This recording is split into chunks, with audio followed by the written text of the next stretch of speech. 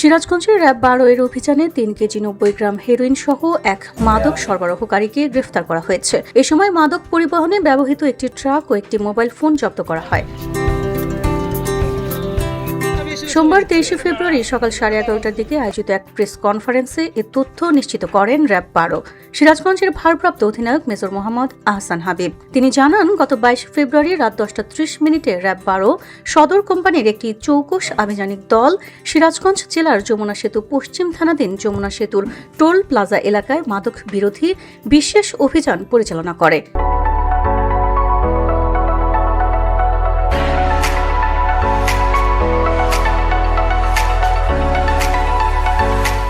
অভিযান চলাকালে একটি ট্রাক তল্লাশি করে 3 কেজি 90 গ্রাম হেরোইন উদ্ধার করা হয় এবং ঘটনাস্থল থেকে এক মাদক সরবরাহকারীকে হাতে নাতে গ্রেফতার করা হয়।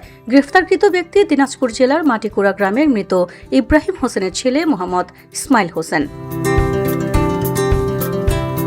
র্যাব জানায়, প্রাথমিক জিজ্ঞাসাবাদে গ্রেফতারকৃত ব্যক্তি দীর্ঘদিন ধরে দেশের বিভিন্ন এলাকায় হেরোইন সরবরাহের সঙ্গে জড়িত থাকার কথা স্বীকার করেছে। জব্দকৃত ট্রাকটি মাদক পরিবহনের কাজে ব্যবহৃত হচ্ছিল বলে প্রাথমিকভাবে ধারণা করা হচ্ছে।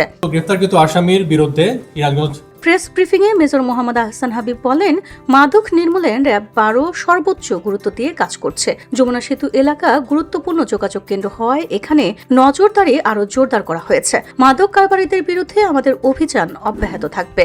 অধিনায়ক র্যাব 12 সিরাজগঞ্জ মহোদয়ের দিক নির্দেশনায় এবং তথ্য প্রযুক্তির সহায়তায় গত 22 ফেব্রুয়ারি 2026 রাত 22:30 ঘটিকায় র্যাব 12 সদর কোম্পানির একটি চৌকস অভিযানিক দল সিরাজগঞ্জ জেলার যমুনা সেতুর পশ্চিম থানাধীন যমুনা সেতুর টোল প্লাজা এলাকায় একটি মাদক বিরোধী অভিযান পরিচালনা করে 3 কেজি 90 গ্রাম হেরোইন সহ একজন মাদক সরবরাহকারীকে গ্রেফতার করতে সক্ষম হয়। এছাড়াও তার সাথে থাকা মাদক দ্রব্য সরবরাহ করার কাজে ব্যবহৃত একটি ট্রাক এবং একটি মোবাইল ফোন জব্দ করা হয়। গ্রেফতারকৃত আসামির বিরুদ্ধে সিরাজগঞ্জ জেলার যমুনা সেতু পশ্চিম থানায় মাদকদ্রব্য নিয়ন্ত্রণ আইনে একটি মামলা দায়ের করা হয়েছে।